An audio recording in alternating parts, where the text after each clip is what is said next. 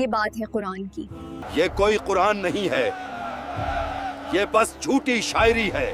یہ بات ہے اس آگ کی جو لگائی ایک بیوی نے اپنے شوہر کے لیے۔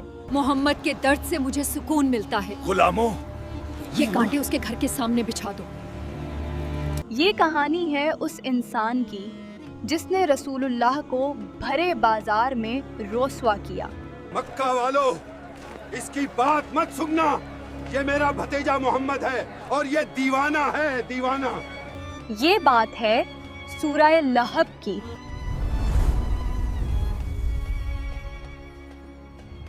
اکثر مسلم فیملی میں بچوں کو قرآن کا رٹا لگوا دیا جاتا ہے، شاید اسی وجہ سے آج قرآن ہمارے گھروں میں تو ہے لیکن دلوں میں نہیں۔ کیا ہے سورہ لہب؟ سنا ہے اللہ نے ابو لہب کا نام لے کر سورہ نازل کی ہے۔ خدا کی پناہ ہے بھائی۔ کون تھی ام جمیل جس کا ذکر اللہ نے اس صورت میں کیا ہے؟ اور ایسا کیا کر دیا ان دونوں میاں بیوی نے کہ اللہ نے قرآن میں ابو لہب کا نام لے کر انہیں کرٹیسائز کیا ہے؟ اور سب سے زیادہ امپورٹنٹ، کیسے یہ سورہ لیونگ پروف ہے قرآن کے معجزاتی ہونے کا، جانیں گے اس ویڈیو میں۔ سورہ لہب مکہ میں اس وقت نازل ہوئی جب ابو لہب نے ظلم کی ساری حدیں پار کر دی۔ وہ اللہ کے نبی کو پریشان کرتا، ان کو گالیاں دیتا، انہیں بھرے بازار رسوا کرتا۔ مگر اس سب کی شروعات اس صبح ہوئی جب سورج کی کرنیں مکہ کی زمین کو چوم رہی تھیں، لیکن کوئی تھا جو صفا کے پہاڑ پر چڑھ رہا تھا۔ وہ کون تھے؟ محمد صفا کے پہاڑ پر چڑھ کر اللہ کے نبی نے ایک گہری سانس لی اور پھر زور سے پکارا، یا صباحا۔ یہ خطرے کی پکار تھی۔ اس کا مطلب تھا، اے لوگو، اٹھو اور میری بات سنو، تم پر ایک خطرہ آ پڑا ہے۔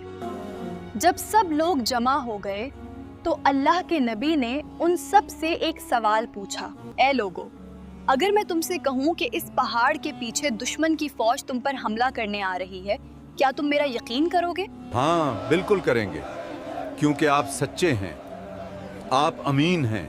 ان کے جواب سن کر اللہ کے نبی نے ان سب سے کہا، اے لوگو، میں تمہیں خبردار کرتا ہوں اس آنے والے عذاب سے جو بڑا سخت ہے۔ اور پھر ایک آدمی کھڑا ہوا،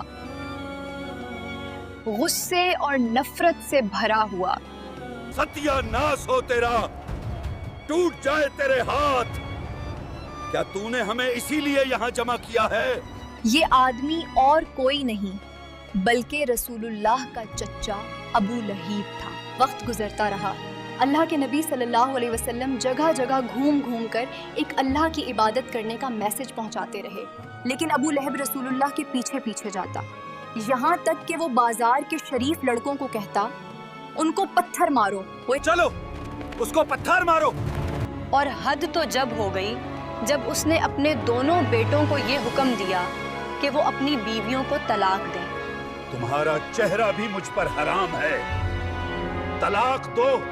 جب اس کے ظلم کی انتہا حد سے پار ہو گئی تب اللہ سبحانہ و تعالیٰ نے نبوت کے 10ویں سال میں سورہ لہب کو نازل کیا۔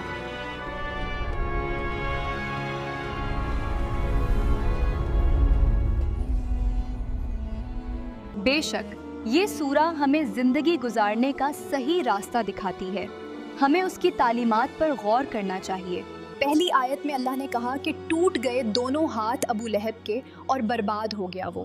یہاں دو باتیں ہیں جو نوٹ کرنے والی ہیں۔ ایک یہ کہ یہ پوری آیت اصل میں پاسٹ ٹینس میں بات کر رہی ہے، یعنی ایسا نہیں کہ ابو لہب کے ہاتھ ٹوٹیں گے، اور اصل میں اس کے ہاتھ ٹوٹ چکے۔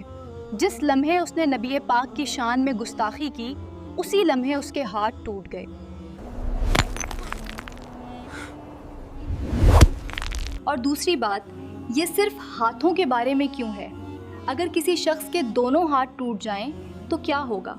نہ تو وہ وار کر سکے گا اور نہ ہی اپنا بچاؤ کر سکے گا، تو پھر ان دی اینڈ آپ برباد ہو جاؤ گے، ختم ہو جاؤ گے۔ ہم آگے جا کے دیکھتے ہیں کہ جب وہ مرا تو اتنی بری موت مرا کہ کوئی اسے چھونے والا نہیں تھا۔ کئی دنوں تک اس کی لاش سڑک پر سڑتی رہی۔ اس کے بیٹاؤں سے کہو لاش تو دکھنے لگاؤ۔ آیت 2، نہ ہی اس کا کوئی مال اس کے کام آیا، نہ ہی اس کی کوئی اولاد اس کے کام آئی، اصل میں یہ آیت جواب ہے اس بات کا جو ابو لہب اکثر لوگوں سے کہا کرتا تھا، اگر وہ سچا ہے دے دوں گا مال و دولت اللہ کو اور بچا لوں گا خود کو جہنم سے۔ یہ مال ہی مجھے جہنم سے بچا لے گا، دیکھ لینا۔ اور جیسا کہ ہم دیکھتے ہیں کہ اس کے بچے اس کے کسی کام کے نہیں آئے، اس کی کمائی بھی اس کے کسی کام کی نہیں آئی۔ آیت 3 کہ ابو لہب جہنم کی آگ میں جلایا جائے گا جو بھڑک رہی ہوگی، شعلے والی آگ ہوگی۔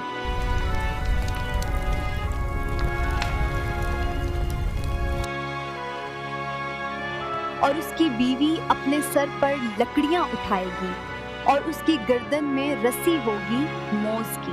ام جمیل کا کام یہ ہوگا کہ جلنا تو ہے ہی، اور ساتھ میں اس کو جانا ہے لکڑیاں لے کر آئے گی اور اس آگ کے اندر لکڑیاں ڈالے گی، اپنی آگ یہ خود بخود بھڑکائے گی۔ وجہ وہ اپنی زندگی میں کیا کرتی تھی؟ وہ اس دنیا میں اپنے ہسبینڈ کی نفرت کو فیول کرتی تھی، اس آگ کو بڑھانے میں اس کا ساتھ دیتی تھی۔ میری نفرت، یہ آگ۔ جیدہا کا لفظ استعمال ہوتا ہے خوبصورت گردن کے لیے۔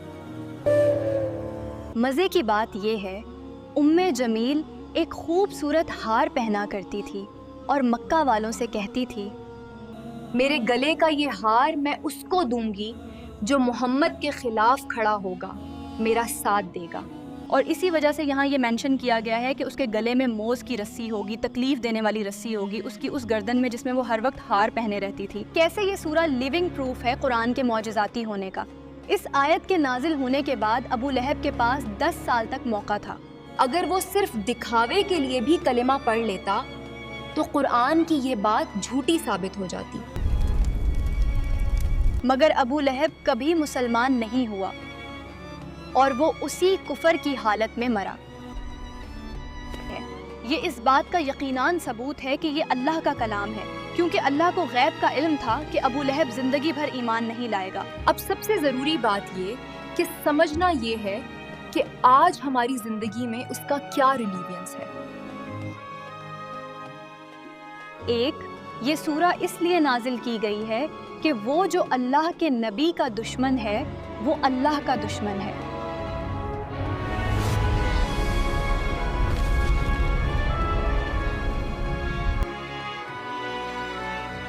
دو، برائی کو فیول مت کرو۔ جب ہمارا دوست یا کوئی اپنا کسی کی چغلی کرتا ہے یا برائی کرتا ہے تو ہم لوگ اس بات میں اور لقمہ لگا دیتے ہیں، اس کو اور فیول کرتے ہیں۔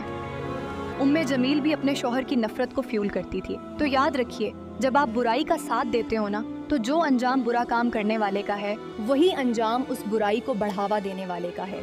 برائی میں ساتھ دینا جہنم کی آگ میں لکڑی ڈالنے کے برابر ہے۔ مجھے امید ہے کہ آپ سمجھ گئے ہوں گے جو میں سمجھانا چاہتی تھی، اور یہ کہ آپ نے ویڈیو کا لطف اٹھایا ہوگا۔ اس کے علاوہ آپ سے ایک گزارش ہے، ایک التجا ہے، ایک ریکویسٹ ہے کہ اگر ہو سکے تو ہمارے چینل کو بھی سبسکرائب کر لیجئے۔ اپنا بہت خیال رکھیے گا۔ جزاک اللہ خیر۔ السلام علیکم۔